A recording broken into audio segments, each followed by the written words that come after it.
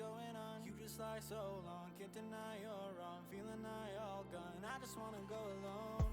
I'm just trying to prove that I'm the best. I don't do it for the money, for the cause or for the chest. I got way too many people trying to put me through the test. I'm just feeling really good about myself without the rest. What you saying, what you feeling?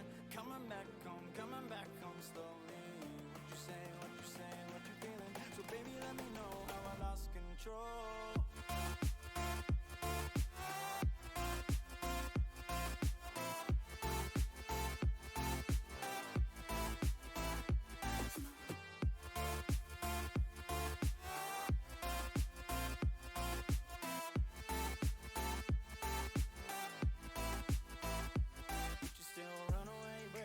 Save the day, restart, be the way so dark. Can't you see what's going on? You just lie so long, can't deny you're wrong. Feeling I all gone, I just wanna go alone.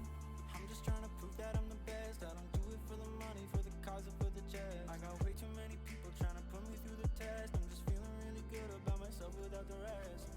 What you saying, what you feeling? Coming back home slowly. What you saying, what you feeling? So baby, let me know how I lost control.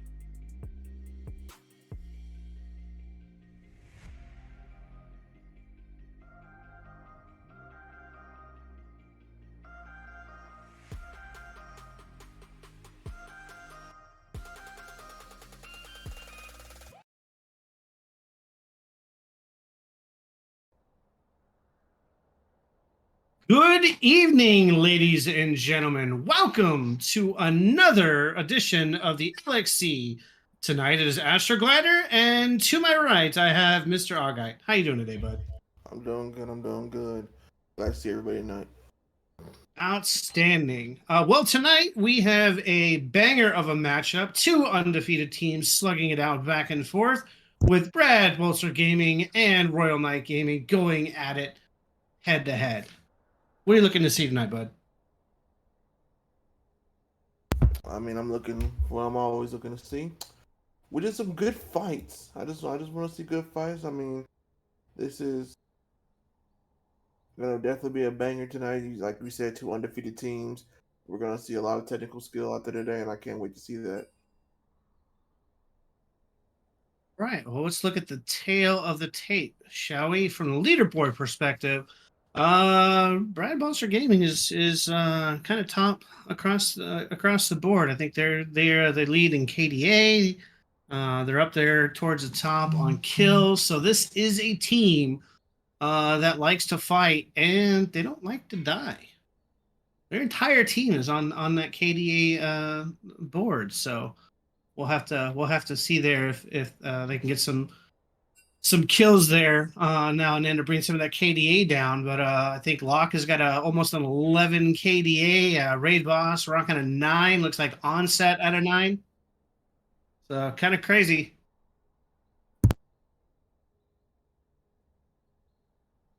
All right. Looks like we're getting ready and set to enter draft. And straight away, the Akali being banned out. That's I think an that's a interesting choice. that's a targeted ban. That's a targeted ban there. It's very targeted. I'm actually surprised it came out this early though. I thought that'd be a Well, yeah. From kind of looking at the roster we got going on, Play Better's moved into the top lane there, so he does play a lot of Akali. Not certain I would be seeing that one on the top, but we do see the answer back firing from the getting the Ivern off the board. We see the Garen and the Nidalee ban, followed by the Malzahar being banned out. The Iron Ban makes a lot of sense. He is super strong right now. Nobody wants to play him. And then that final ban is on the Zillion. So we're going to move into getting our first picks. Maybe Prio Bot here. most likely, most likely. I mean, yeah, we could definitely see the bot probably support lane. I mean support role being picked here early. For BBG, like you said. We do see the Tristana coming out, followed by the Samira. Are we going to see a Nautilus paired with the Samira, or are we gonna see more of the Rel? Yeah, there we go. I do see the Rel being locked in there with the Samira. Good combination down bot from RKG. I'll have to see here what Red Bolster Gaming wants to do in return. I would be expecting maybe depending on how they want to play. The Tristana can go mid. I'm not really certain if the mid player plays Tristana, but we do see the Seraphine coming out here Follow along with a Eric. Taric. Now, Will we see another Taric jungle? It's possible. Do you think this is a Taric jungle like last time? It is a possibility. We could see another Taric jungle. We did see one before. Are you excited about that as I am suddenly? Oh, I 100% am on board with seeing a Taric come out the jungle this evening. Okay, because I'm too excited for that now. I don't know if you saw it. I set up. So I'm ready for that. We'll have to see. Kind of maybe they'll target more on the top side bands, since we do see both these teams already picking up their mid and their support. Do see the Zac as the final lock-in pick. Zac is a very interesting jungle. It either feeds or feast. I never seen in between with Zac. I just see Zac either going ham and feasting or feeding like a boss. Yeah, catch a disagreement there. I 100% agree. That's a very feast or famine champion, like you said. Interesting pick. They have a lot of confidence in that one. Then we do see the Kindred being banned away, followed by the Aurelian Soul also being banned. Smart. The Kindred and obvious target ban, and the Aurelian Soul is just strong. No one wants to be against that. It's annoying. They have left Locke a couple of his other more volatile jungles, if you will. I know he does play the Kazakhs, and he has some very spicy games on the Kazakhs as well as his Wukong. They do opt to take the Malphite, leaving those both on the table if this is, in fact, not a Taric jungle. And instead, maybe you target another ban towards mid here from Rally Buster Gaming, or maybe throwing another ban at play top. Well, they do elect to take a ban on the Zed, and this looks like they're going to go ahead here. If I was a guessing man, I would expect to be seeing maybe Swain. Yay! And speaking of the devil, there comes the Swain being locked in here for RKG. And now we're going to have to see what Bradley Buster Gaming is going to fire back with on there. Oh, you guess. I'm going to guess. I'm going to go Kazakhs. No, he does elect to take the Wukong, signaling that Taric is, in fact, going to be a bot Taric, unless they're doing some shenanigans there in the top lane. But I'll hold faith that Taric is bot and that Seraphine is maybe the Seraphine could flex and you put the Tristan in mid, but very, very highly doubtful. No, that's most likely a Seraphine, man. Unless they pull something real gangster here right now and put that Seraphine top. Do something crazy. So they won't though. But God, I wish they would. We do see the Cyan being locked in. That will not be a Seraphine top this evening. That'll be a Cyan top. I think a Seraphine top would be just a little bit too much of a bait there. Just murder continuously. This leaves it open here for RKG. What matchup do they want to take into the Scion? They have the option to take the Ornn matchup, although I'm not really certain play. I've seen basically play every role. I think he's a Swiss Army knife at this point. I've seen play better on Graves in the jungle, Thresh for support. I've seen him on just about anything. I don't think he plays Ornn, but I do think he plays Darius.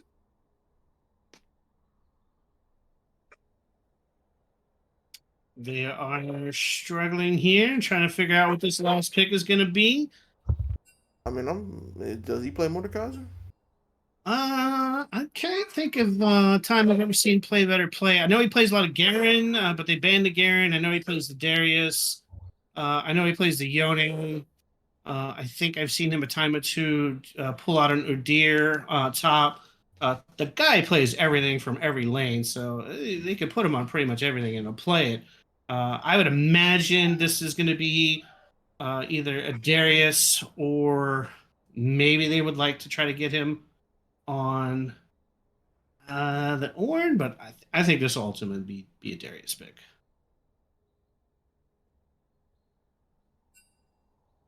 I mean, personally, I would pick out possibly. Are we lagging? This is taking quite a long time. Question mark happening on that particular pick there.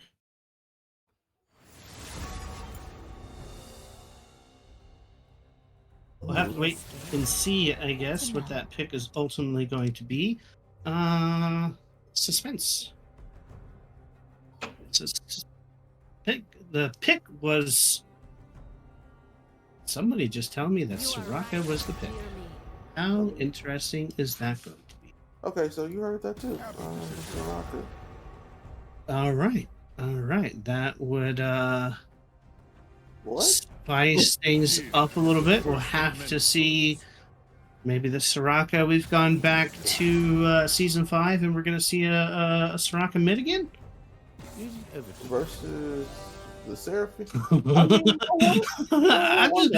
I'm just saying it's a possibility. It's there. Why not? It's there. Come on.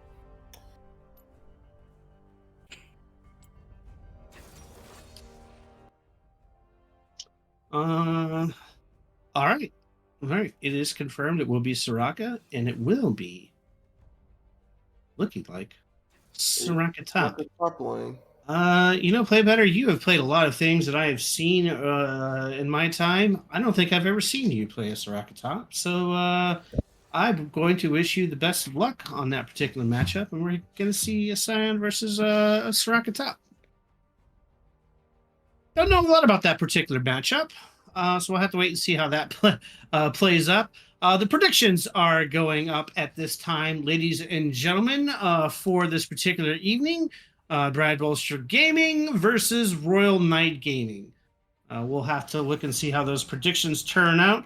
I do believe there were some predictions in Discord earlier from those, and I will pull those up if I get a moment to take a look and see what we have. But in the meantime, tell me about this Soraka Aga. Give me your honest thoughts here. That is wild. I was gonna expect something, maybe a Shen if he was feeling adventurous, but Soraka? I mean, I can't even kind of guess what the plan is here. Is it just sustain through these fights?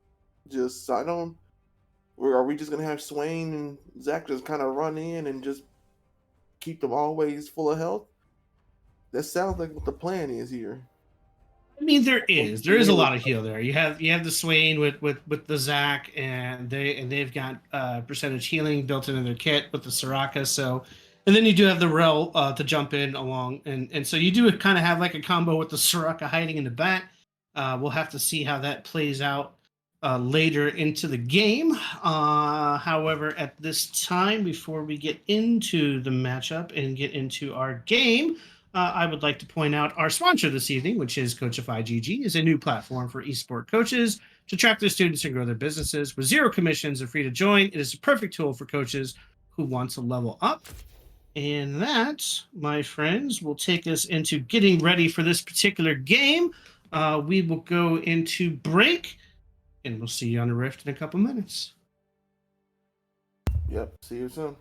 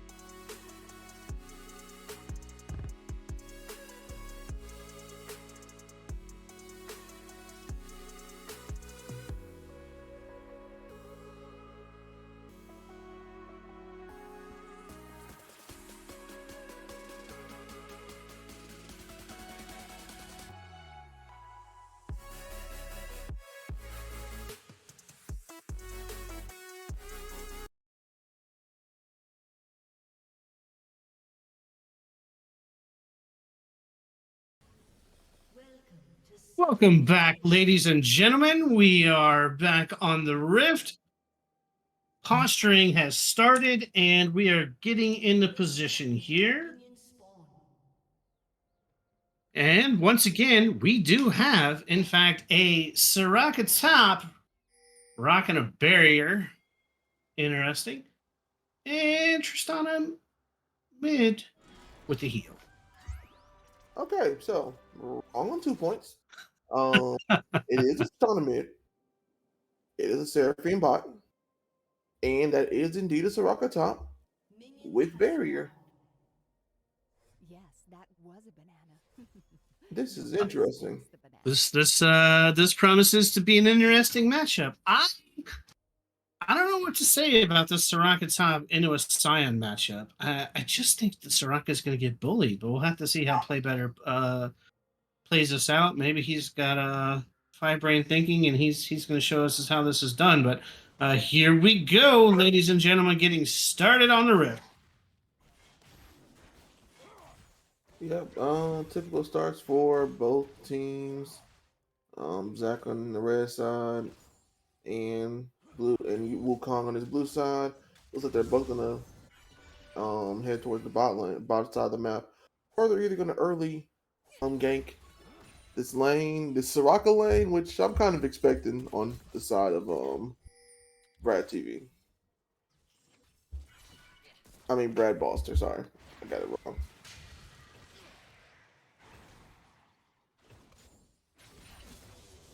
So Triss could be a lane bully early on against the Swain. I would expect Zach maybe to take a pass at the Triss at level 3.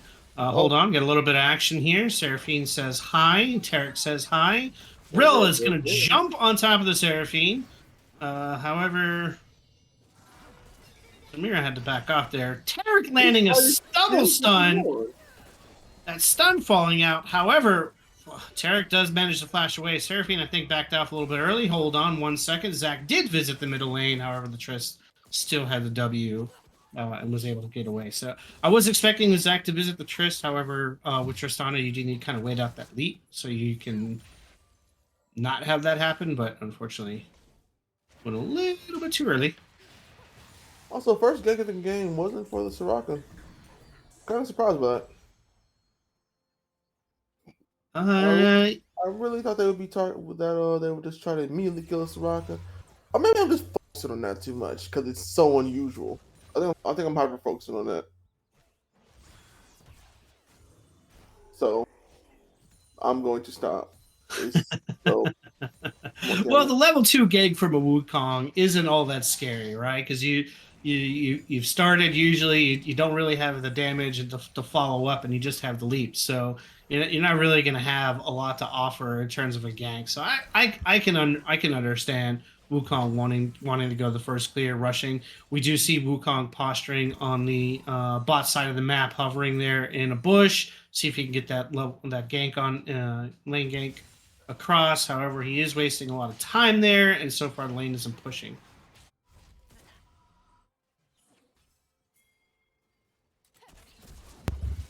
Things are going down. Looks like Zach is here. This is a 3v3 right now. Wait, 4v4? What's happening? Okay, clone.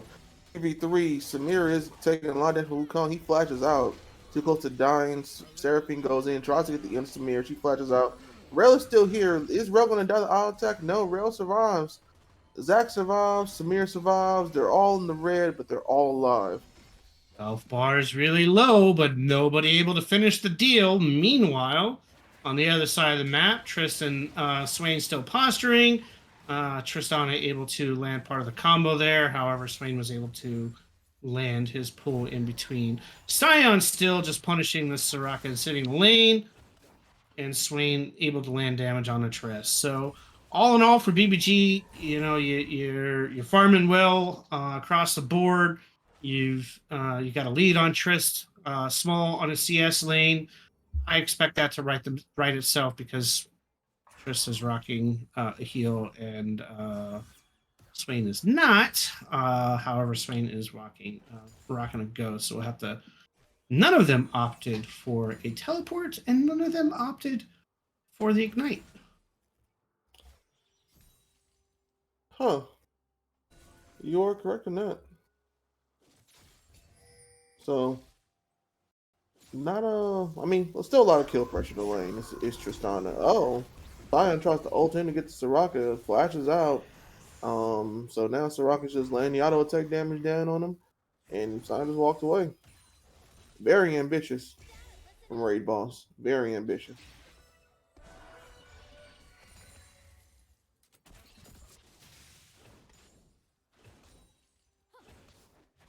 So interesting here with the Scion. He was looking to back, however, he opted to stay in lane. He does have the teleport, but I think he realized that Wukong was showing bot, and he's just going to stay here and wait, push the lane a little bit, save himself a little time when he comes back. It would be good to see as this match continues with that Soraka. She's farming okay. She's only down 4 CS. Meanwhile, they'll go ahead and start this particular dragon here and see if they can secure it there. Zach is leaning on that side. I don't think he's going to make it in time. I think they're going to catch him. And he does see it, but he's not going to be able to get there in time. Blue team is able to secure a good 6.5 minute dragon there. Would you see the fight onto the Zach? However, the Zach is just going to leave. Yeah, I mean, there was no contest for that dragon. That was definitely theirs. Good job on the side of Brad Gaming. Now everybody could just go ahead and goes back to lane. And I am seeing this Tristana get bullied quite a lot by this Swain, which I was not expecting. Yeah, after 6, Swain is going to be a lot harder to bully unless you can finish it off.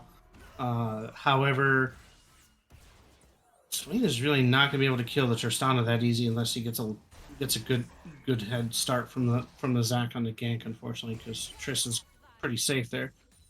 We are seeing a little shenanigans. Here comes the Rel. She is going to hit the stun on the Tarek. The follow-up is going to come out, the stun back on the Samira, and then the damage coming out onto the Rel. Seraphine doesn't really have a lot of damage early on, so it's just a little bit of poke and sustain. However, here comes the Scion with the ultimate to say hello. He's going to flash, immediately land a Q with the follow-up on the stun on the Samira. The Samira is on the chase. Burst Blood going over to the Scion on the Rel, and then the Seraphine is able to get on the Samira. So, interesting play from the Scion to choose to teleport and ult bottom rather than going back to the lane on the Soraka. So, again, 2 days in a row, top giving out the first gank. Who would have thunk it? I mean, and hey, that was a great gank from Scion. I would say more, but here we go for the Rift Herald. Wukong goes in, does the ultimate. Seraphine tosses out hers, and unfortunately, it's not going the way they wanted this to go. They are getting pushed back. There are 4 members of the team there to their 3. Tarek just got here, but everybody is pretty chunked. Wukong and Tristana are pretty much out this fight. That Rift Herald has definitely been secured by RKG. Yeah, the Rel was able to get into that fight much quicker. The Trist kind of blew early and they got the stun. Unfortunately, did not go the way they planned. And then we do see the lane swap with Tarek and Seraphine instantly going to the top side here and going ahead and push this lane back. That's a quick lane swap. 9.5 minutes, and they're already top there and chipping away at this tower. So that's pretty interesting to see from BBG. Wasn't expecting that early of a swap. Maybe they'll go back to standard here in a second after the Rift. I'll have to see. Yeah, it does look like they are going to switch back, which is temporary from it. So they're just doing a little lane hopping at this point in time. We do see again in the middle lane the Tristana still the little slight CS over the Swain. However, the Swain has lost chapter now, so that'll kind of even out. Interesting choice though from the Samira's items, I would say. However, she is managing to keep up and farm with the Seraphine. So across the board, farm's pretty much even. Gold is a little bit ahead for BBG. And really, at this point in time, we're just waiting for the fireworks to begin.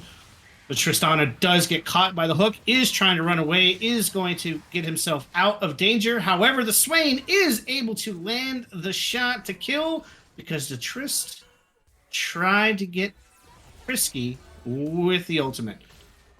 Yeah, unfortunately, Tristan did not drop her either. Hold on, we got some action in the top lane. Rail and Saphira are taking a fight with Wukong and Sion. But the ultimate did go down from Wukong, and they do pick up Rail with the Sion Q. They didn't give up the chase to Samir because in the bot lane, no, Tarek and Seraphine are on Soraka. They dropped the ultimate, it misses from Seraphine, so Soraka just gets to walk out of this situation. Wow, okay, a lot of action right there in the last minute. Started from the mid lane with the Swain and Tristana. Unfortunately, Tristana did not put her E down on the Swain when she did that last minute ultimate. So unfortunately, the combo didn't go off. Swain gets to walk away. For some reason, Samira and Rail get caught out. Rail pays the price, and they unfortunately were unable to get the pick on the Soraka in the bot lane. Again, a lot of action. Now they're setting up for Dragon here. Tarek with the flash stun. Tristana comes down with the jump and the E. Focus on the Rail. Rail goes ahead and walks out.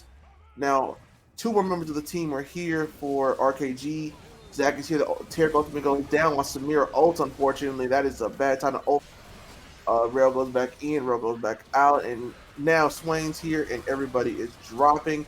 The Samira ult goes down again. And the last person standing in this fight is Seraphine for Brad Gaming.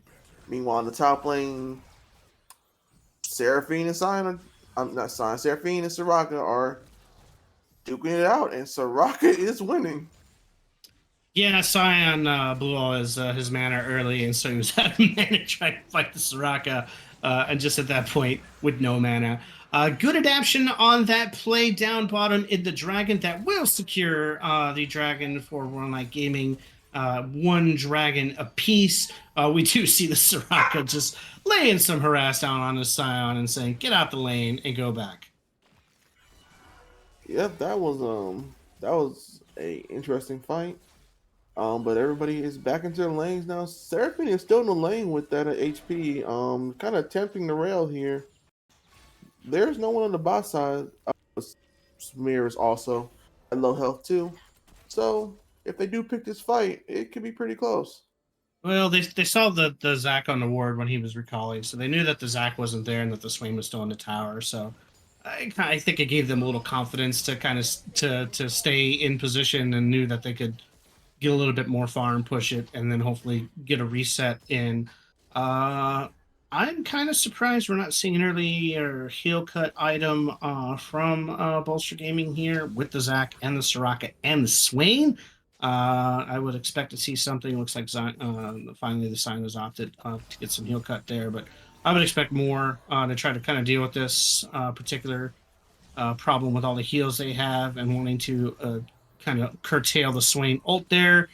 Swain is 3-0 and has kind of gotten himself a little bit of a lead over the Trist. He's completed his first item. Meanwhile, the Trist doesn't necessarily have his first item done, opting to go the Berserker Greaves route first. That is so popular amongst ADCs for some reason that somebody smarter than me needs to explain why they're getting this as a first item over completing their mythic or going straight into a Kraken. However, he does manage to complete the Kraken to shut me up. So thank you, Cat.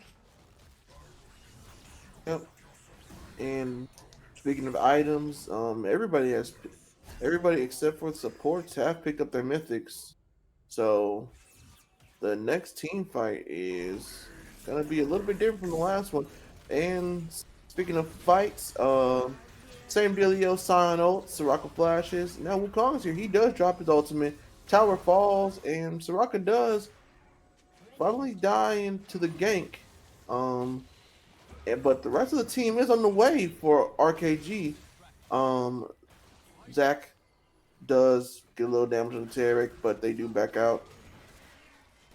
But Brad Gaming does have 3 members here. Tristana is in the mid lane. She could come up and assist with this, but no, looks like they're going to let them have this Rift Herald. Yeah, I mean, they put so much effort into killing Soraka. They had the Cyan ult, they had the Wukong ults, and now you've blown all that. Play did a really good job there. He did flash the Cyan ult. He stayed in the tower, prolonging long enough for his team to start getting into position. So while he died for that, the team as a whole made them pay and were able to secure that Rift Herald. So kudos to play. That was a good play on his part to delay with the flash, but now his team is going to get a tower for his efforts. And Soraka's not doing bad on farm. No, she isn't. That's insane. Tarek does miss, tries to find somebody, misses. And yeah, RKG is just gonna back out now. A lot of members of Brad Gaming are here, and I don't think they want this fight yet. Dragon is gonna be spawning soon. So they're probably just going to wait for that. Try not to get picked off. We'll see if this tower in the mid lane does go down, because Tristan is right there and it's on very low HP. So yeah, that goes down. Triss does have a habit of murdering towers very quickly, and is capable of pretty much pushing a solo tower if they really want to. It'd be interesting to see here with this posturing on this dragon if we're going to see a 5v4 because Soraka does not have the teleport. She has the barrier. Meanwhile, the Scion does have the ability to impact down below having the teleport. So he can opt to stay in lane, force a Soraka to stay there, and then as soon as a fight breaks out, he'll be able to teleport. We do see the Seraphine make a catch on the rel. However, they'll just get the poke damage in and not push it any further. That Seraphine damage on rel was stupid. Did you see that first Q? Yeah, just this health bar just went by. Oh man, that is some stupid damage coming in from Seraphine, and it's only gonna get dumber. So I can't wait for that. I mean, I can wait for it. I'm sitting here watching. I don't think RKG wants that though. I do like that she's opted for the Leandry's version of the build instead of Luden's. Hang on one moment here. We do see the Zac landing his combo on top, and then the Samira following up. The Seraphine is going to get a quick death here. The Samira going back in onto the Tarek, and the Swain able to get that kill onto the Wukong, sending the Tristana back into the tower. And yeah, good adaptation from the Zac to catch the Seraphine out of position there and quickly take her life. And Samira says, thank you for the kill. Yeah, that was unfortunate. They didn't want that fight, but they chose to fight it on Brad Gaming's side. And unfortunately, we saw the TP from Sign coming in, and I can pretty much guess what happened. He got stopped by a Soraka E. That is unfortunate. If they'd have just stuck to the game plan and letting them get top and then just kind of going there, I think that would have been a different outcome altogether. Unfortunately, Seraphine just got a little too close there, and when they are reaching down bottom, we're going to see if we're going to get another dive or Seraphine's going to back all the way out. It does look like she's realized that she probably shouldn't be there, and she is going to back away before they can commit with the Herald to Tower Diver. Yeah, that was a pretty bad option, being that close to a Samira. Oh, hold on. We do have a fight again. Samira gets picked off with the aid of the Siren Ultimate and the Wukong. Yeah. So, I mean, that is gold in the pocket right there, but I don't think that makes up for a tower on the dragon. Oh, but hold on. Tristana is going in on Soraka. Just, saying hi. Getting a little taps in it. All right, so yeah, like I was saying, I don't think that was worth what they lost. Not worth. However, looking at Swain is now 4-0. You have Seraphine at 3-1. And so you do have this Swain who again, there's not a lot of heal cut on the other side, and if the Swain goes unchecked for too long, he's going to get a lot of damage in with the Samira. So they do have a good fighting potential if they want to scale out into the game. The problem is going to be the later this game goes, how do you deal with the Scion? Yeah, true. On the side of RKG, there is actually, I don't think there's anybody who could deal with Sion once he gets. I don't think once he gets 4 items, they can deal with him. I mean, this is the strongest member of their team right now, and he's just kind of walking them out until the ultimate's over. Swain's got his ult out. He's just tickling the Scion, and it's just walking away from the ult. The Scion does land his Q combo and just starts walking away. But yeah, these are. So I was literally just walking him out. Like he does not care. Look at him. He has walked up and down the lane how many times now? Like and Swain is on the retreat now. I mean, this is insane. Once he gets 4 items, there's gonna be no one who can deal with him. I mean, Raid Boss is living up to his name, being that Raid Boss. Yep, and and once it gets big, I mean, yeah, they'll have the Zac at 5 items too, but Zac is, I think, a lot less powerful here. He also went for the Radiant Virtue instead of the Jack Show, so his focus is on the team fight. So I'm not sure. Once Sion, gets to that point, if there's anything that RKG can do except from pretty much just get ran over. I mean, what do you think on that? Yeah, I mean, it's only a matter of time for the Scion just gets to a point of where does the damage come from to kill him? This is Samira able to scale up long enough to get the damage in the Scion. We do see a little cheeky here. They're going to start the Baron, and we're going to have to see here if they get caught on a ward. Doesn't look. They know they're here now. Pings are coming out. However, Soraka and Zac are way out of position here to stop this particular Baron, and it does look like they are able to secure the Baron, and immediately Scion says, "Hi, I'm going to run in and say hello to some people. I'd like to talk to you about your extended warranty." We do see the Q coming out. We do see the Wukong landing his ultimate with the Seraphine Charm coming out on top, able to get the double kill out. We do see Swain entering the fight. However, the Swain is on the backside and is going to be run down here in a second. The reset from the Trist is going to come here. The Scion Q landing on the Swain, and the Swain is just running for his life, trying to get to the cone, trying to get away. However, they are able to get the kill onto the Tristana. So BBG adapting, grabbing the Baron, Scion immediately taking a fight, and now we have a situation where Goldie is growing, Scion is a problem, Baron is out, they got 3 members dead, and how much work can we get done on this base? I mean, I'll be honest with you. If dead timers were even 5 seconds longer, I believe they probably could have took a tower, another inhib tower, not inhib Nexus tower. It's possible they could get cheeky here and hide in a bush and do some bush shenanigans. We'll have to. No, doesn't look like they're going to opt to get a little bit of crazy. Because the dragon is coming up right now, and this will be a big grab for them. 2 separate teleports coming in from 2 separate places. Scion is here, Seraphine's in the mid lane, and the rest of the team is on the way. Scion is posturing like they're going to go for the fight. Oh yeah, no, they don't want to get this Scion. He gets that 4-man queue, and it's going to be a lot of problems there. We do see some poke coming out from the Seraphine. The Scion is going to land the ultimate onto the Swain. The fight is engaged. We do see the Tristana coming in from the backside. We do see the Swain getting in the middle there, and the Zac, but the charm from the Seraphine. Oh my goodness, the damage is coming out, and health bars are melting on top of that wobble combo with the Wukong. Tristana takes out the Rel, and that is a team wipe with a double kill on the Wukong. They are pinging for the base. There are creeps on the towers already. The Baron is still going. They are running down the mid, and it looks like timers are long enough that this might be over. Yeah, that's definitely game. There's no way it isn't. They have Baron and Power Super Minions in the base. I mean, Tristana. Yeah, that was exactly the fight they wanted. They got it, and it won them the game.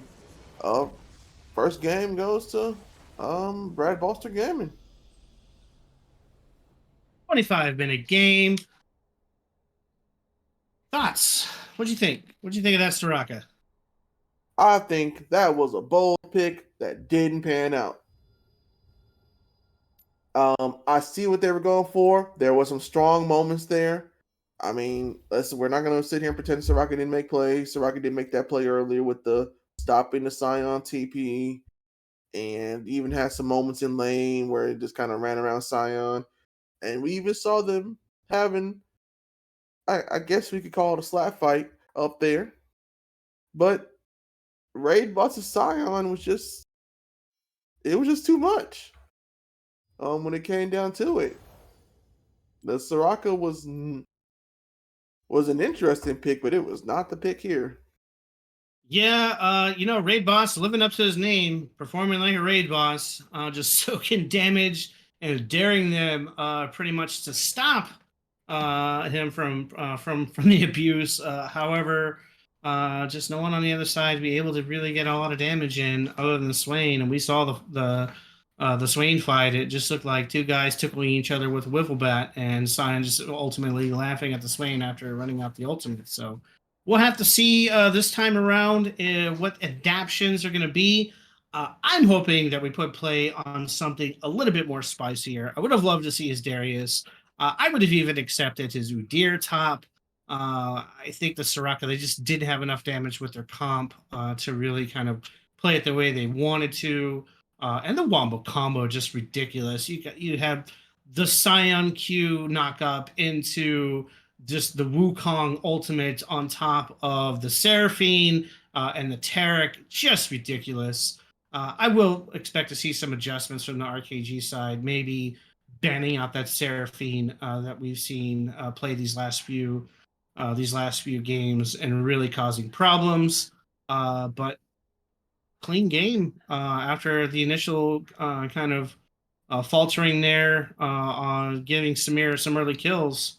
It's going to looks like we'll hopefully give some adjustments and see a more stout team from the side from RKG. But other than that, we'll go ahead here and use this time to take a short break. I believe there might be some connection issues from the last game here, and we'll see you guys here shortly.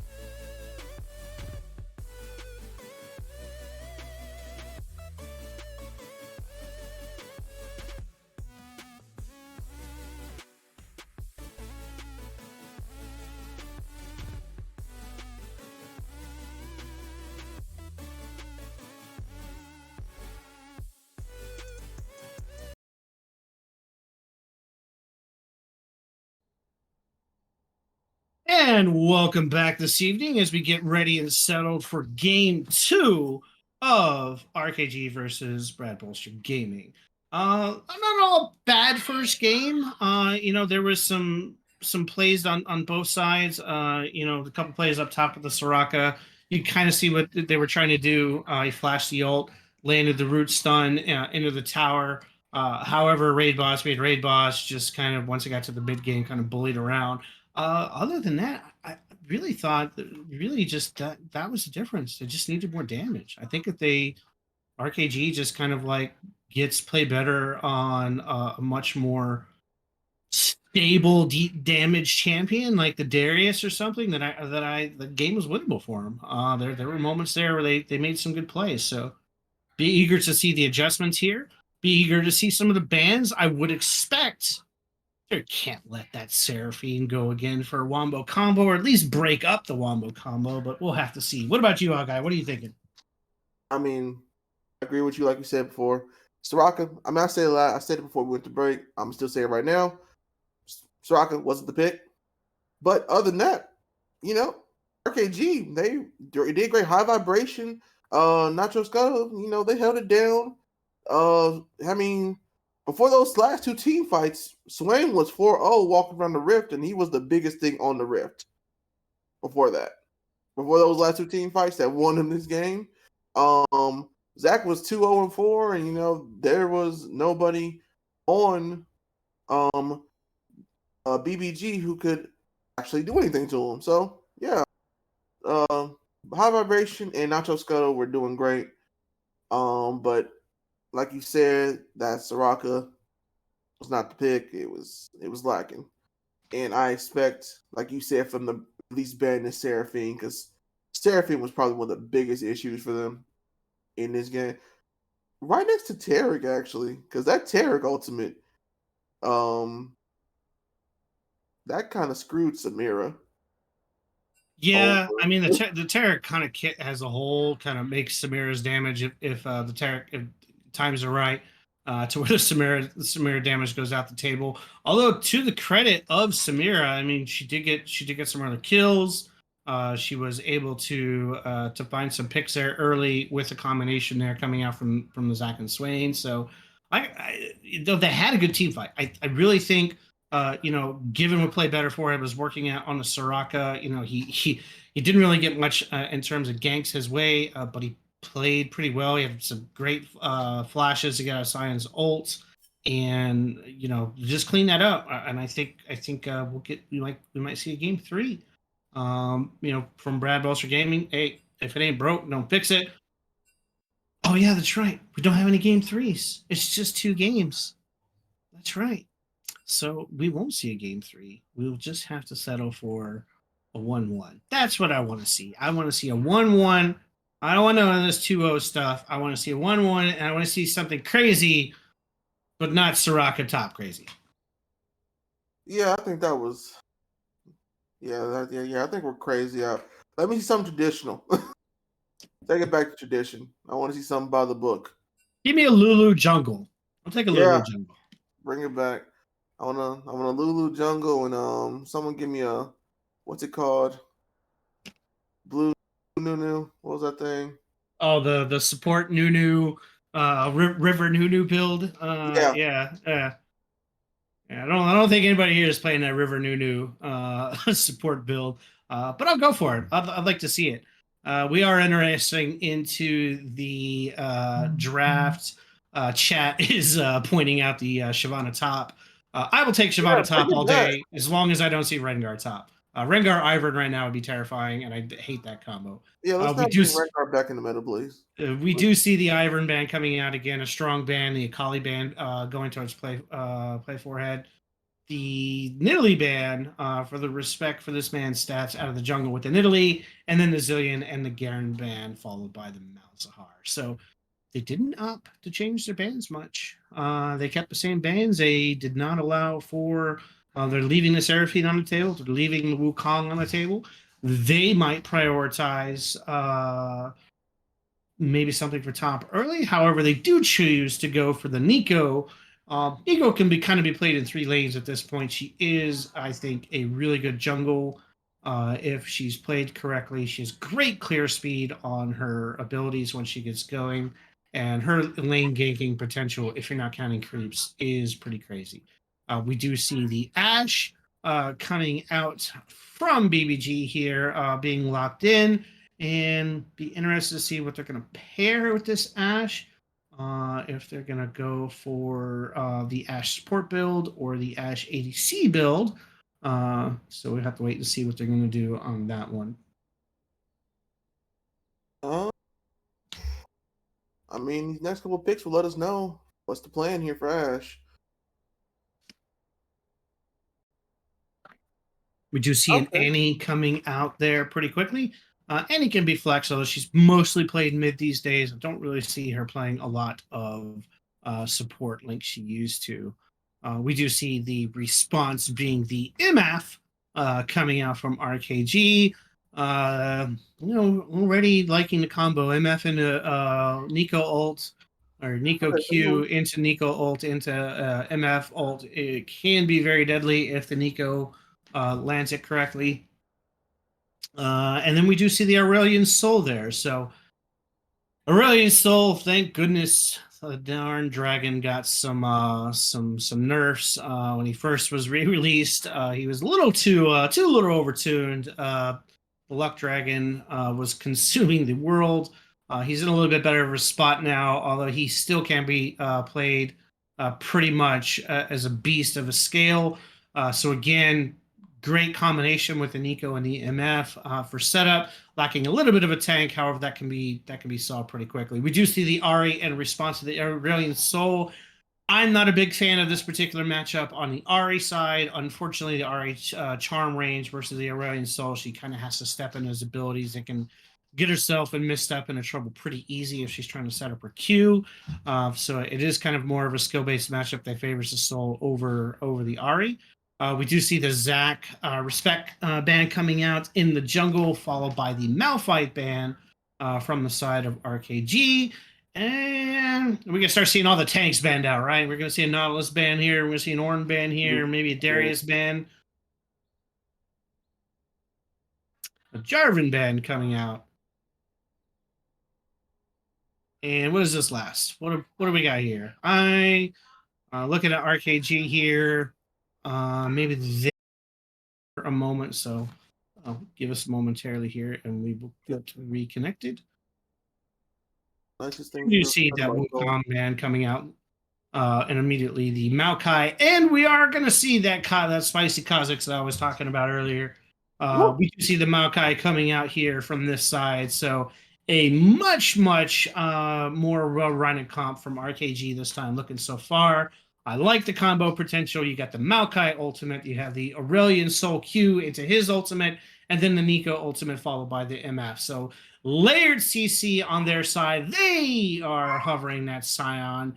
And now looking at this Pantheon, looking at the Graves. All right, that is, I believe, going to be a Graves top. I know has played the Graves top. I've seen him play at jungle. I think I actually remember seeing him play at bottom once too a while ago. But looked like a more comfort pick for him. We do see the Mundo. I was kind of wondering if we were going to see a Mundo on an Ornn or this game. So it does look like the Mundo is going to be in response to that particular Graves. Much spicier of a combo here. I have to say, I do like our RKG's Wombo combo. However, there is a lot of pick potential on the other side. There, you have the Ahri, you have the Kha'Zix, you have the Annie basically assassinating with her ultimate, and then the Ashe arrow, which can be super annoying depending on what build you're going with. Although typically on ADC build, you don't really see the cooldown reduction to where she's spamming the arrow, but there is a ton of pick potential on BBG's side here. But the RKG just kind of has a lot of damage there. They have a lot of utility. They have a lot of layered CC. So it'd be kind of interesting here to see how they approach the fights. As long as they don't get picked, I'd like my chances with RKG's team fight over BBG. Pick comps can be very, very hard to pull off. Yeah, you're not wrong. RKG said, "Yo, we got wombo combo last game, so let's just run it back. Wombo combo and back, bro. This is hilarious." So Yeah, and they fix a damage issue, right? Like that's what we talked about yeah, last game. Now they will not be lacking for damage in these particular fights, and they will not be lacking for struggling to lock down targets. The problem that they're going to face here is both how the Mundo chooses to play. Being in a pick comp, they might choose to make the Mundo go for insanity, just push, and somebody respond to me, and they're not built to respond to that. So that might be the option they're looking to do with the Mundo, where they put the Mundo in the split pushing, and play that route. I believe that's probably the route they're going to go with on the pick comp. That'll probably be how that will play out. We'll have to wait and see. I am interested to see if they are going to flex the Maokai into the jungle, or if they're going to have the Nico on the jungle. I'm sorry. I saw someone say READC Asher putting a little crazy. If I see an RAADC with a damn static shiv, I'm going to cry. Okay, I've already seen it once, and no, I don't need to see that again. I want to see not see that again. It's coming. It could be coming, but I don't want to see it. I don't. It was painful to watch the last time around. I ain't gonna We do lie. got predictions going up here shortly, guys. For this particular game, give our poor producer 1 minute to recover, and he will get that put into place. Oh, I'm being told on a side bet here that top is not what I think it is.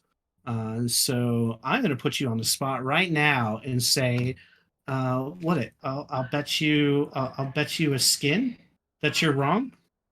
Fair enough. All right. You want to go for it? Excellent. Okay. Yeah. All right. So Soulkeeper and I have a bet. He says that I'm wrong and that it's going to be Nico top.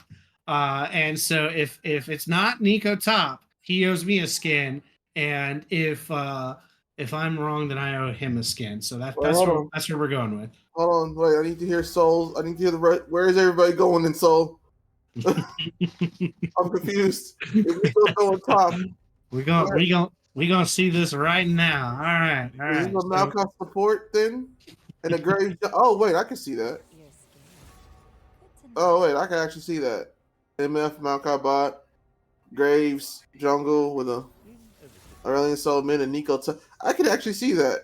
I think I've seen play a lot of Graves. He does like that champion, so I think it's going to be the Graves top, and I think it's going to be the Nico is either going to be support or jungle, but I don't know. We'll have to see. After the rework, I'm pretty sure it's a Nico jungle because, her passive looks like somebody was gonna be wrong here. We'll have to see how that pans out here momentarily in a second. We do see the predictions coming in, and RKG, even with this lineup, has got a 3%, 110 points. BBG coming out with 97% and a little over 4K points. No love being shown over there on the prediction side there. What's going on with that? I mean, I'll predict for him. I love me an underdog. I'll put it down for him. They're not getting no love. I don't know why they're not getting no love for this. Hey, I threw my light in with him. So RKG, don't make me look stupid. I already said it. I put it down for y'all. So yeah, here we go. Well, I could put my money on my mouth, but it was already closed. I wasn't allowed to gamble on this one. I think our producer is mean and doesn't give us enough time for us to gamble. And I think that should be a longer prediction cycle. I mean, we could just start taking employee bets. I mean, All right. Well, we will go ahead and go to break, and we will see you here in 2 minutes. All right, I'm talking to you about stab bets on this break. Anyway.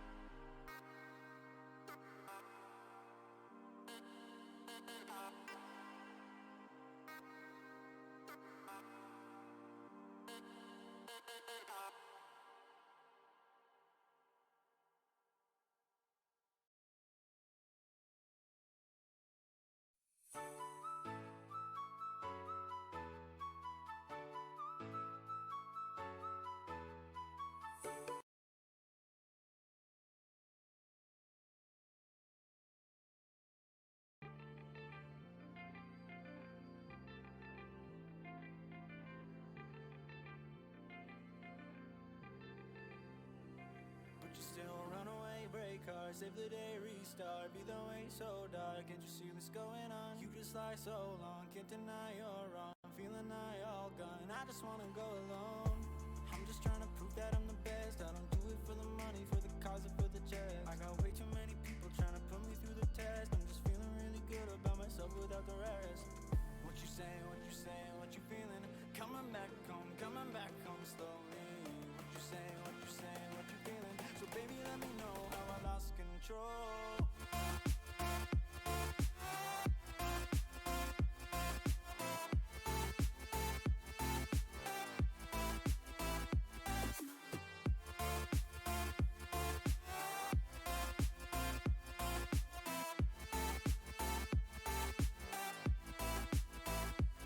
Just still run away, break hearts, save the day, restart. Be the way so dark, can't you see what's going on? You just lie so long, can't deny you're wrong. Feeling I all gone, I just wanna go alone. I'm just trying to prove that I'm the best. I don't do it for the money, for the cause, or for the chest. I got way too many people trying to put me through the test. I'm just feeling really good about myself without the rest. What you saying, what you saying, what you feeling? Coming back home slowly. What you saying, what you saying, what you feeling? So baby, let me know how I lost control.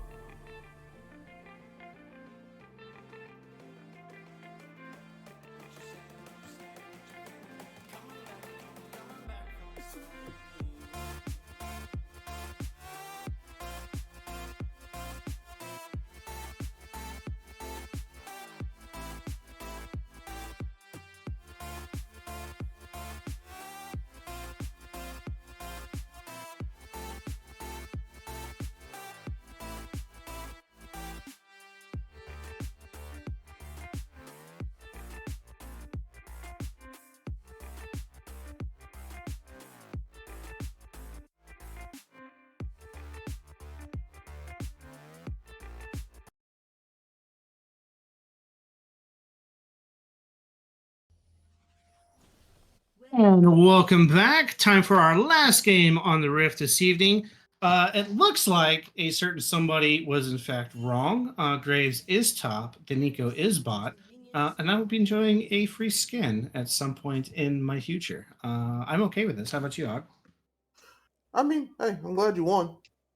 So I would have been equally glad if you lost, though. I'm gonna be honest with you. just Fair being enough. real. Fair enough. Fair enough. Uh, We are seeing a little bit of a pause here for a moment. Gives us a time to look at the summoners. I do like play better on this Graves. I know he's more comfortable on his champion. He does have the teleport, which is good to see. The MF has opted for cleanse. for cleanse, which I can understand with the Ash Arrow, the Artie Charm, the Annie stun. So that does make a little bit of sense. And then, of course, going across the board, the Aurelian Soul has opted for the teleport, whereas the Ari has opted for the ignite. I'm not the biggest fan of the ignite option myself. I would have preferred that to also be a teleport.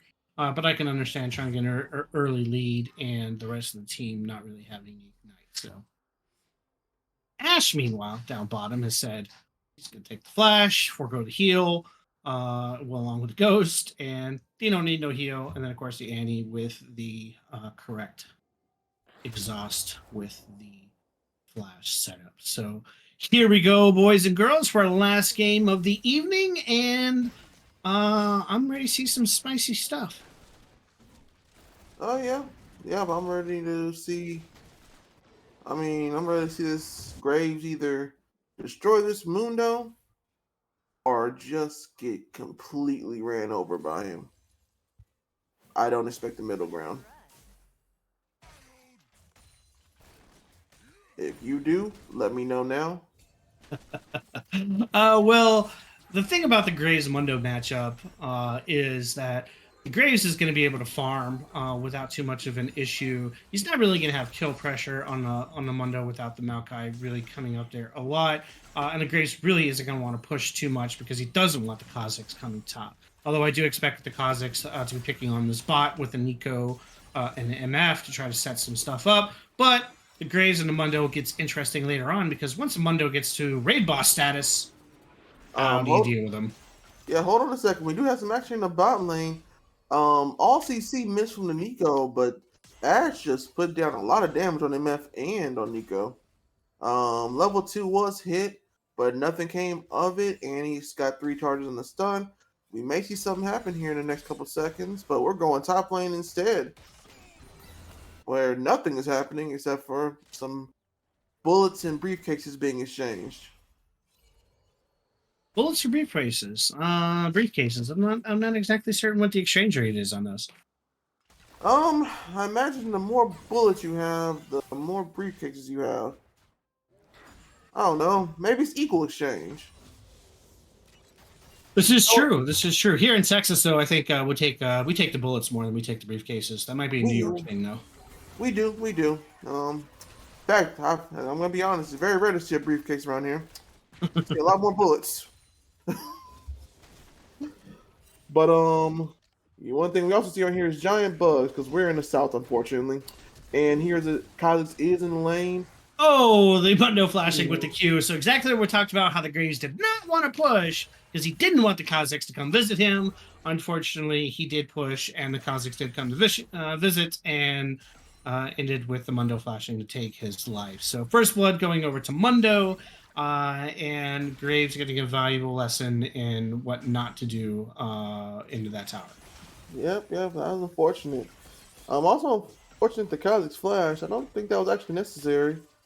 But it did happen. Now he's in the mid lane, putting some Charm does land from the Ahri. Oh my goodness, the Ahri missed a combo, but the Ignite does tick.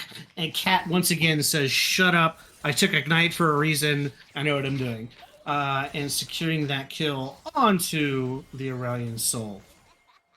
Yep. And back in the bot lane, they are still trading hard. And he does have the stun, flashes forward with the W, lands it on Nico. Nico is gonna die to the Kha'Zix, who jumps forward, and Ash is just getting Ash is running MF down. Yeah. That was all summoners used for the RKG bot lane. Ash still has a flash, and now she gets to have this whole wave to herself in peace. Yeah, unfortunately, that Kha'Zix roaming down, I think the Nico and the MF thought they would win that particular fight. Annie flashed in and started early, and they thought they were going to get a free Annie kill, and then the Kha'Zix just came right behind and said, "Thank you for playing," followed by the Ashe saying, "You're not getting away." Yeah, that was unfortunate. I mean, smart move on Annie's part. Completely stayed away from the MF after just Wing the Nico. Didn't want MF to get any damage down on her. Pretty smart. Back in the top lane. The exchange is still going hard.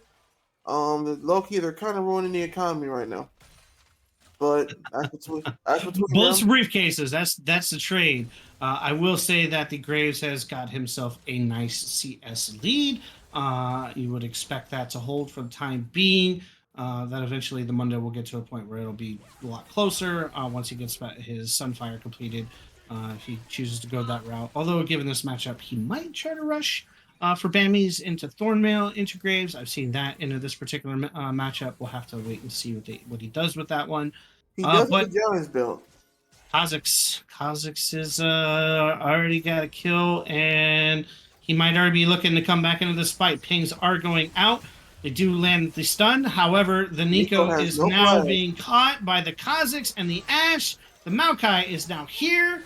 However, the Ashe is still charging forward. She doesn't care. She is going to get rooted. She is going to flash away. The MF is not going to chase any further. Hold on 1 second. Ahri is now rolled in. She's going to ult. She's going to immediately dash in and ult again on top of the MF. Q comes out. Stun comes out. Goodbye.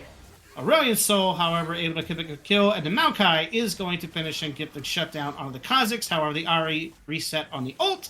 The Aurelian Soul and the poor Ashe going at it, and the Ahri is going to collect the double kill on there. So great adaptation again from the Kha'Zix to come right back down to the bottom. The Ahri followed, and the Ahri is 3-0. Yeah, that was a 4 for 2. Not a good one for RKG. The Nico is a minion right now, and I think Ashe knows this and is backing up. So Good on him to spot that. Nico passive is bull. The Astro is going out. We Is got it a going long to distance land? phone call. Long Is it distance going to phone call. land? Nope. But it doesn't matter because Bruno just takes the kill. Did not need the Ash's assistance on that one, but he's trying to be a good teammate. So good job on that one from for Barrett Gaming. Pings are going out for the Dragon from Barrett Gaming. They are looking that way. Kha'Zix is there. They do have that awarded out, so they know there's no vision on that from the side of RKG.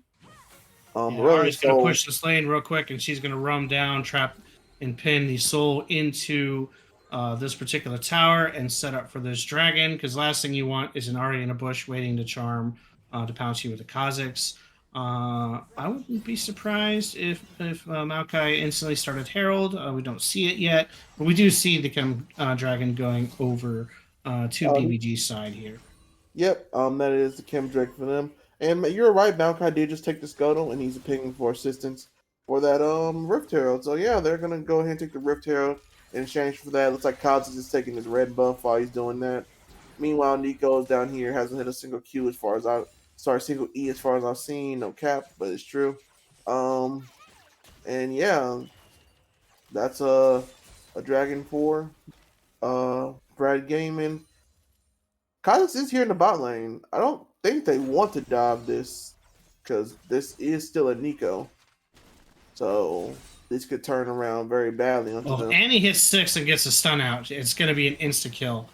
They are able to get the damage on here. She does flash away. The MF waited a little bit too long there on the ult, not able to secure the kill. However, no lives were lost at this point in time. Meanwhile, in the mid, Ari able to land a combo on the Iranian Soul. Dragon's just trying to farm out, and Ari's saying no, you don't get to farm for free here. She has opted for the Lost Chapter. I would expect the Luden's build and not the Leandri's build in this particular setup. So she should be completing that with 3 kills. That Luden's there pretty soon. Meanwhile, down bot, they saw the back, and so now Annie is just going to wait here. We do see the ult coming out. MF getting a little cocky there. I think she realized she probably should have not been posturing for that. Up top here, the flash and play for. Play. That is the 3rd flash I've seen from you in that tower, sir. In your own tower to secure and keep yourself alive. Well done from the Grays getting out of that Mundo, because that Mundo is scary. He is 2-0 up top. And again, here comes Maokai. Maokai is coming from the back. Nico is going to land the root. He is going to get the knockup. He is going to get the Nico follow-up stun. Secure killed on the Annie. The MF is trying to stay in the range to get this kill on the Ashe, and she is able to secure that kill on her Ashe. Great adaptation gank there with getting that Maokai involved, coming around and able to get a good gank and able to get the gold onto the MF. So really like that particular setup on that gank. However, now that Kha'Zix knows that there's a Maokai down bot, he's going to go get some more free farm. Yeah, just go ahead and take all of Maokai's top side, and there's nothing Maokai can do about it. He's not there. I think I'm going to look towards the Graves now. The Graves now does walk over the ward, so Graves knows. Yeah, again, Graves is pushed out 2-4. He already knows that his flash is gone, and that's dead Graves. Yep. Fighting the mid lane. Ari and Aurelian Soul both walk away. No one died. No flashes used. Just a lot of damage onto each other. Yeah, unfortunately, play better. I know he was trying to push the tower real quick to get a reset. I don't think he realized that the Kha'Zix was already over in that area. However, given the fact that there was no return gank on the bot side, he probably should have played that a little bit safer. Oh yeah, definitely. TP used for Graves to get back to that tower. Stop Mundo from getting more of those plates. Bot lane, MF and Nico just farming up. Nico, being Nico, got the form of a minion right now. And here we go again. Maokai is down the bot lane, so if Nico lands any CC, this could be the start of something big. Meanwhile, top lane Mundo is just running at him, and Ip block is gone. Bye, I don't Block. think they've realized it. They haven't put the pause. Yeah, there we go. We do got the pause going out there and allowing Iplock to reload. Unfortunately, with a pause like that, guys, there might be some delay when the reconnect happens, so we might see a small disconnect. Do apologize for that, but we will just kind of carry on. At this point, I want to see play a little bit more safer, get himself in a better spot. He is farming great right now. He's managing to maintain with the Mundo, even though he is being harassed. He is being kind of bullied there with these ganks from Kazakhs, with how much time that Maokai is spending bot side. But he needs to play a little bit safer. They're going to need him later. He can't afford to get too far behind. They're going to need him in these fights. Aurelian Soul will be there. She's she's going to continue to farm. Unfortunately, the MF has opted for the Ghostblade build. She does have that completed. She already has that done, with the Ash already having the Greaves done, and it looks like she'll be completing her item on her next back. We might see some shenanigans here with another gank on bot. They do see the Nico. They are positioning. However, the Maokai comes out immediately with the ult to Q, is going to land. She does go golden. Here comes the Nico ultimate on top with the MF ult for safekeeping. However, unfortunately, they don't get the kill on the EMF. However, they are backing. We do see the Kazakhs coming in. We do see the Mundo teleporting in. We are going to see a lag for a brief second here, but the fight will continue momentarily. The Mundo is chasing down. The Ash does get to secure the kill with the Kazakhs also following up. We do see the Dragon coming. Oh my goodness, that Dragon is late to this party. And now the Ahri is following on top. So double kill from the Ahri. Disaster 4-0 situation going down there with the Scion teleporting. And I don't think they were expecting that Scion to show up, given that play had chunked them down pretty heavily there. But yeah, unfortunately, BBG does hard commit on that fight and does pick up 4, and now Dragon's up. Yeah, like you said. Also, just gotta point out, you keep saying Scion. I think you mean Mundo. Scion, Mundo. Yeah. My apologies, raid boss. My apologies, raid boss. You aren't another raid boss that is similar to Scion. Yeah. And yeah, Mundo just kind of came out of nowhere on that one. Low HP, but did not matter. Just put the smackdown on the MF and the Nico. Then Aurelian Soul came there, tried to assist, and he got classic Ari'd. All we were missing there was a DFG. All right, so that was the 4-0. Oh, sorry, 4-for-1, because Annie did die. And Annie did die, but yes. The 4 for Annie, I'm sure they'll accept that. The double kill on the Ahri. Now the Ahri is now 5-0. The Kazakhs is 4-1. And Iplock is going once again. Is the pod's going to come out? Or are they just going to wait for him to come back this time?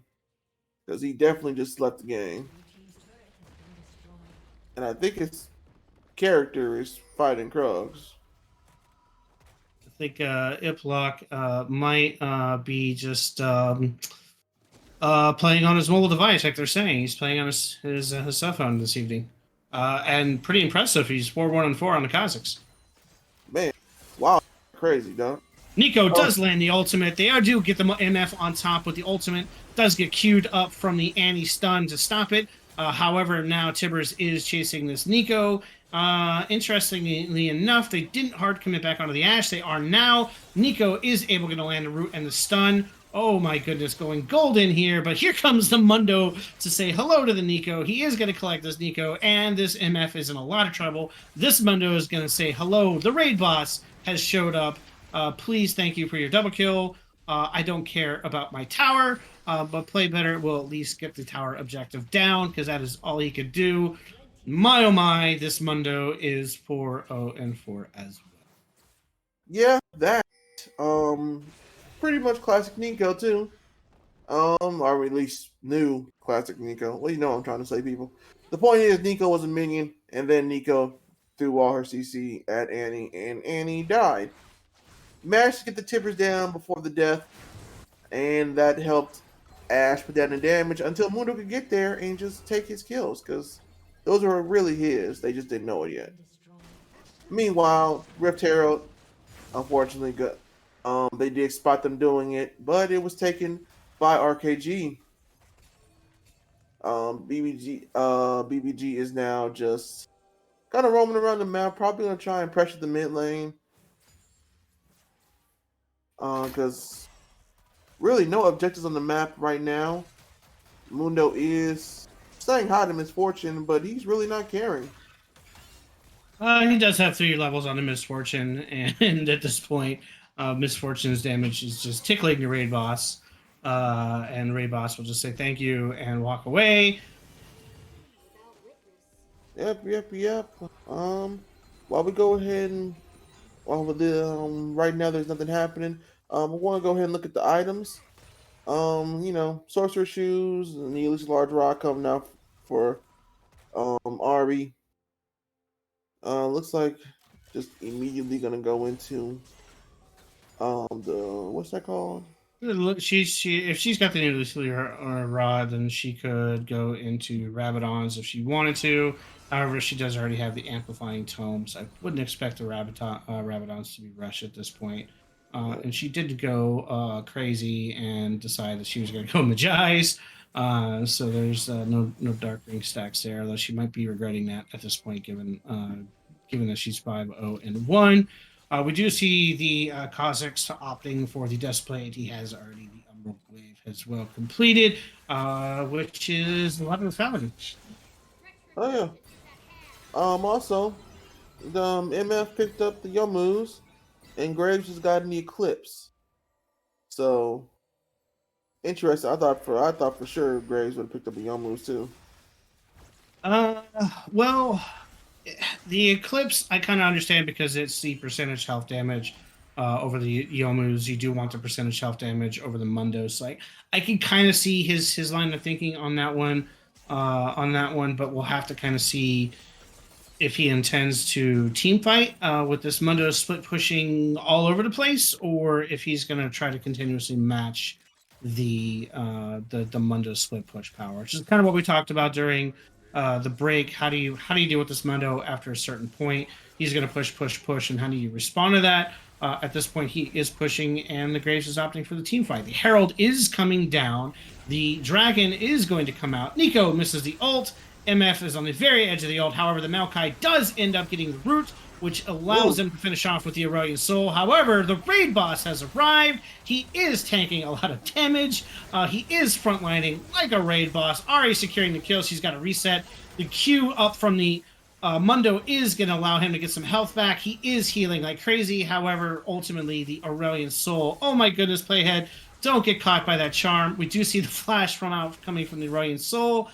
They do take out the raid boss. However, Ari does escape with her life. And I gotta say, guys, from fighting 3K down, 3K damage down, or refighting and taking that fight and kind of winning it for the time being, well done. Job well done on that particular fight. Yeah, that was that fight started out really good for RKG and ended good for them, but somewhere in the middle it kind of got scary when Mundo came through. Because he just kind of walked into them and they all just kind of had to back up. And now with them having to reset, it's looking like they have priority Dragon on BBG. In fact, Kaz is gonna go crazy because there's no one there to stop him.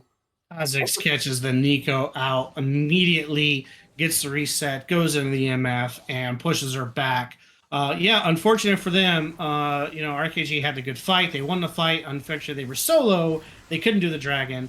BBG comes right back, gets the kill on Nico, and Dragon is secured. That is their third Dragon. We will be on Soul Dragon for them next, unfortunately. And now they are leaning towards right to Baron immediately.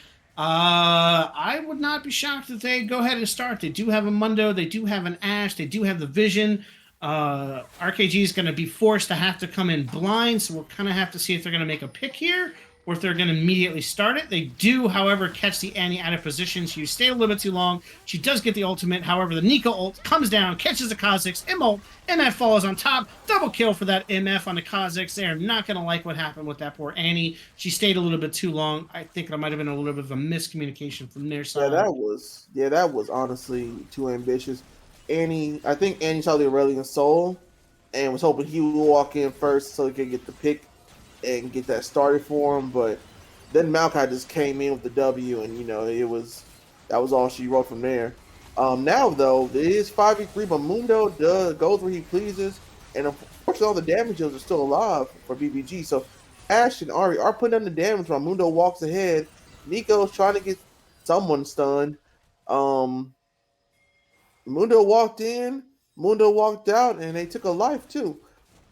So Baron has been stopped thanks to the good Raid Lord boss, that is Mundo. raid boss things. They are going to catch the Nico here. The Nico, I don't know why he stayed there. I don't think he realized that we're coming from the side. Nico is once again going to fall, and immediately BBG it pings the Baron, and they will start the Baron once again. Unfortunately, the Nico, I don't know if she was trying to push the lane or what. Unfortunate for them, she gets caught out. They are on top of the Graves. The Ari does ult the Graves. However, I think Ari bought more than she bargained for. The Kha'Zix is coming out chasing the Graves. However, Baron reset. And the bars are low. So this is a very interesting choice here. I think they realized they could have just stayed on Baron. They might have a little too kill hungry there. And ultimately, they're going to back. They don't want to try this Baron with the MF ult still available. Although MF is charging into an Ari and a Kha'Zix saying, come at me, bro. And they back away. Yeah, very fortunate that Oh my goodness. Oh my goodness. What an ultimate from the Ashe. The Kha'Zix comes out. The Maokai tree comes up to save from the MF from dying. I think Kha'Zix, if he'd have done that a second earlier, would have gotten a kill on the MF. But really, really good save from High Vibration, keeping his MF alive. And they will ping to start this particular Baron. So third time's the charm, right? I mean, this is kind of poet. I mean, this is just what happened last fight. Last fight, they lost, and then BBG was able to start this Baron. Now they win this fight. They want to fight again, and now they're going to start the Baron. And he gets picked, but drops the Tempest before that. It does not matter. Nico goes down on nobody. It is now a 5 versus 3. Again, Mundo is behind them, but Ari and Ash are in a very awkward position. Now they're not anymore. They're going to go in. Ari goes in with the ultimate. Picks off Nico. Mundo kills Misfortune. Ash is just gunning down who's ever in front of her. They pick off the Grays. They pick off the Maokai. The Ash ult comes out, hits the Aurelion, so he's dead. Kotz is back. And this Baron is finally going to go down to somebody, and it's going to go to Brad Gaming. Really nice adaptation from Raid Boss. He fully committed. It block is out. It block's going. This Baron is not getting smited. This is it. There will be no steal at this point. Raid Boss is putting in so much work here, pushing through, living up to his name, just bullying 4 people, waiting for Ari to get in a position. We will see the pause come out after the Baron is secure. I believe the team has stated that the jungle is playing from a toaster powered by a hamster who needs a refill of Red Bull. Man, this is one greedy hamster then. Yo, let him rest. Just let him rest, dog. You got 26 minutes on this pause. Let him rest. Meanwhile, Ari, 9-0, opted to get the Shadow Fame completed. She does have the Seeker's Arm Guard next, so she is going to go into the Zonias, into the second item. Cat is bullied this Aurelion Soul, which I wasn't expecting. I was expecting this Aurelion Soul to kind of bully the Ari around. However, I misspoke. Cat, my apologies. You took the Ignite. You bullied the Aurelion Soul. You told me, shut up, I know what I'm doing. And I have to hand it to you. You've played exceptionally well, sir. Or lady. Yeah. Cat has ran circles around this rally. So Cat has ran circles around pretty much every member of RKG. I don't know if he's running eyeball collection. He probably is, but he's got all 5 stacks. Okay. He has killed every single member of RKG, at least once. And yeah, I mean, yeah, Ari is running this game right now, along with his Mundo and along with his Ash. Onset Raid Boss and Cat are just running circles around the team. Rogue on his Annie. He is getting these stuns down, but they're usually as he dies. So they're Yeah, I like, mean that's what the Annie's does, right? Like she doesn't have the she's not the mid build, so she doesn't have the Zonia, she doesn't have the actual damage to assassinate somebody. She is playing the support build. She is playing with that the Echoes of Helia and opting for more of the actual support build. But I mean, she's doing her job. She's setting up the Ash, she's setting up the Ari to get these kills. And unfortunately for RKG, they are running short on time in order to deal with this. Mundo, it is a ticking time bomb. Playpour is already several levels down and can't play with this Mundo or stop the Mundo. So they are posturing over for the dragon, and while Mundo is just saying, "Come at me." yeah. I mean, he's done in top lane. He's pretty much done here. Now he has two choices: is whether to stay in his base or also that charm definitely landed. I know why they pinged that. That charm had definitely landed. I don't know why it didn't show. It didn't work, but that charm was pixel perfect on him. But anyways, Mundo has a choice now whether he stays in top lane and just continues to be a menace, or does he go to another lane and just take more towers? Because honestly, he's gonna stop him. Because here he goes again, just walking into 5 people, and I don't think he's gonna die. No, he's just walking out. He just walks through away from 5 people. They do land the ultimate onto the poor Annie. The Annie is taken out. However, Raid Boss walks away from 5, is already back up to half health. They are still fighting. They are still posturing. Kha'Zix is going to come in. The Nico ult again lands, and the damage just doesn't air. He walks away. The Mundo is still alive. The Cat on ahead gets another kill. The resets from the Ari ult coming into town. She does miss the charm. The Kha'Zix does die. She does have another reset. She is going to go on top of the Graves. Good job from Play Better. However, ultimately, at the end of the day, the double kill onto the Ashe because Ashe gets to do her damage for free because everybody else is not able to get to her. She is going to flash over the wall. She is going straight for the tower. All right. That's all right. Meanwhile, while Ashe is making this decision that may or may not have consequences, probably not. I mean, MF just came up and immediately got hit by the Ashe ultimate, so this tower is going down. I mean, Onset is going to get this tower. I don't think Onset's going to get any more. They are back on here. The Riley still is poking out. However, Annie has already gotten vision. Teleport coming out here onto this tower from Raid Boss. He is going to take the tower. He's going to start walking away. It's only 3 of them. He says, they can't fight me. They don't have 5 here. And if they did, it's been proven that doesn't matter. he just walked away from everybody.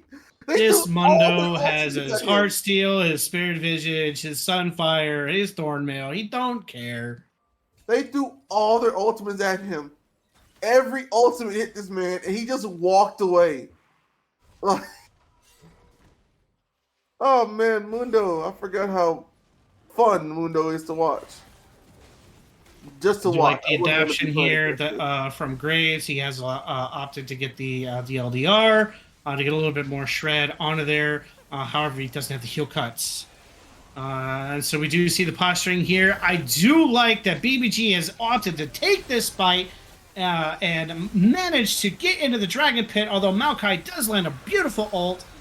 They are able to take the dragon. However, now they are on the run. Play4 is fixing to die. The reset's coming out. The double kill onto the Ari. And here we got 2 members dead, and we have top pushing. Mid is not caught up yet. However, they don't seem to be caring. Mundo can take this tower if he really wants to. He is a raid boss after all. He is going to sit here and take the lane, and they will push this lane up. Raid boss says, this is just a tower. I don't care. I can take this. Hit the tower for me. Kha'Zix, please come hit the tower for me. Kha'Zix walks away. Raid boss tanks the tower. Tower's down. Inhib's down.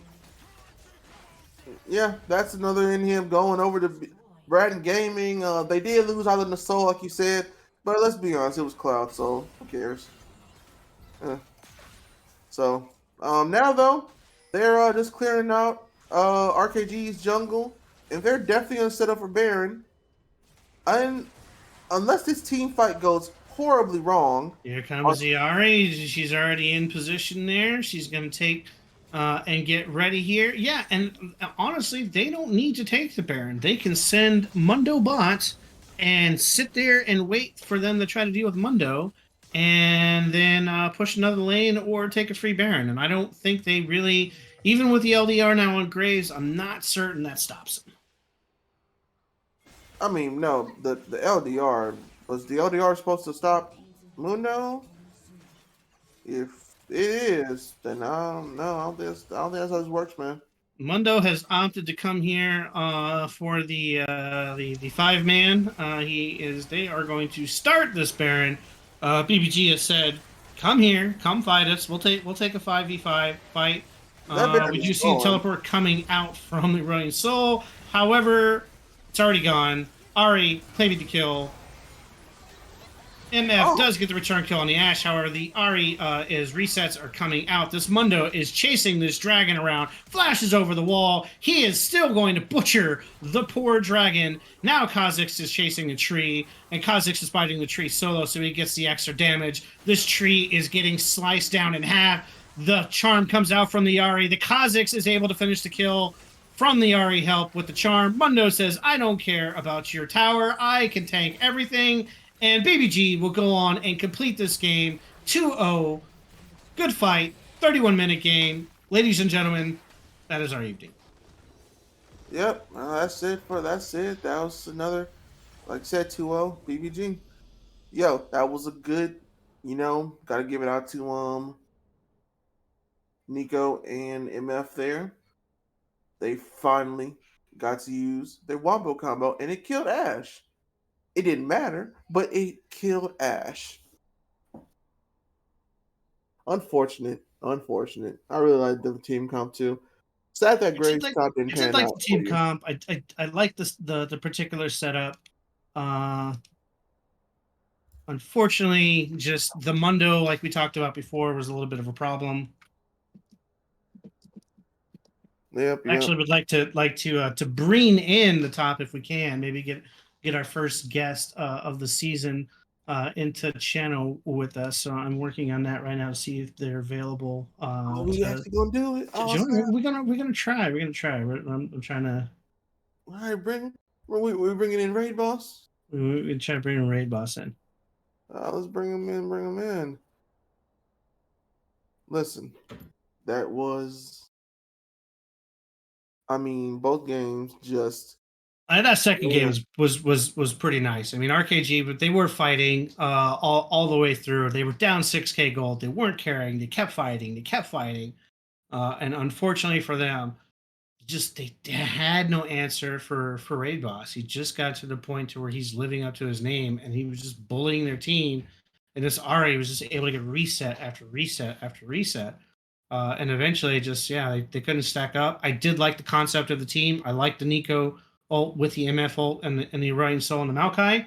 But unfortunately, just not able to have an answer on that Mundo. What's our producer say? Does it look like we can get them into channel with us? I'm waiting just like you are. Let's see what they said. So meanwhile, let's while we wait on that one, let's talk a little bit about the item choice there. I know we talked about it. I like the approach from play better. He did try to get for the LDR to try to slice up the Mundo. Unfortunately, I think the heal cut was too late, and it really cost him. I think if they'd have gotten a heal cut a little bit early on somebody else, that would have helped. Maybe the Aurelian Soul instead of going the Embrace route, getting the Morellos. But really, just BBG all the way through both games, man. They played very solid. They played to their win conditions. A pick and poke comp can be very hard to pull off, but when you've got a Raid Boss in front of you, just bullying his way through, that just kind of makes things a little bit difficult. I do believe we are going to get our top into here. Hello. How are you guys? How is the raid boss this evening? Raid Boss is feeling good today. So talk to us about that first match. We were kind of interested to get your, you're on the Scion, you're playing in a Soraka matchup. Tell us how that felt for you this evening. At first glance, when it was picked, I was really dreading this matchup because I'm thinking Soraka's gonna silence my Q every time, which she did a good job of silencing my Scion Q every time. But as far as I'm aware, Soraka's silence is on a much longer cooldown than my Q, so it really didn't end up making too much of a difference. So I was able to pretty much win every short trade I made with the Soraka until I could dive her with my ult, and at that point we were able to get her flash pretty much every time. Again, I was dreading it, but it ended up being a lot easier than I thought it was gonna be. Plus, I just built anti-heal, and what's she gonna do then? Yeah. And then the second game, the Mundo into the Graves matchup, a little bit of spice there early on. You got the early game from the Kazakhs, and then from there, they really couldn't deal with you once it got to the mid game. I mean, what's it feel like being on a raid boss against a team that just doesn't have any heal cut to kind of deal with you? It feels good. By the way, shout out to Jack for getting me that first blood. He was lagging the whole time, so he was struggling, but he was able to get a lot of gold onto me.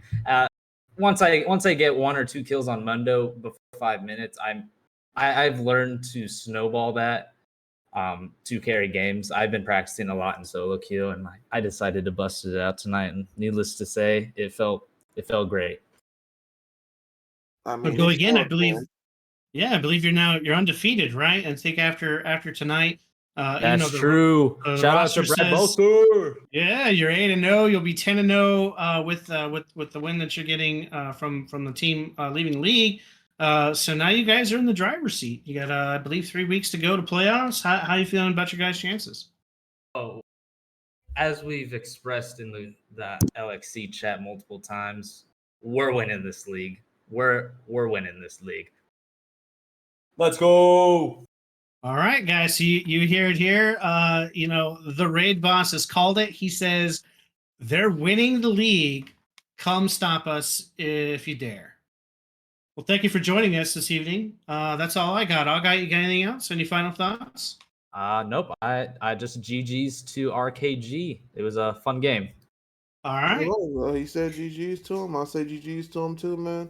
They played great. You played great. But Appreciate it. won, Thanks so for having me on.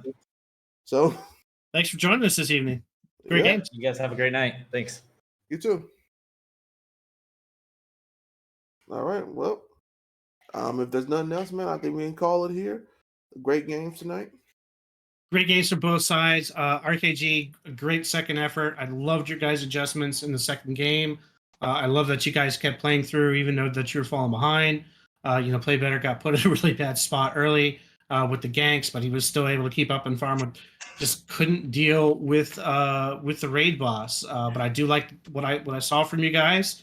I expect you guys to bounce back from this and kind of learn from the experience. And BBG, great games, guys. Like you're being kind of bullies there. The raid boss living up to his name. Oh yeah. Yep. Well, for me, for Astroglider, and for Augite, we wish you a good night. Yep. See y'all next time.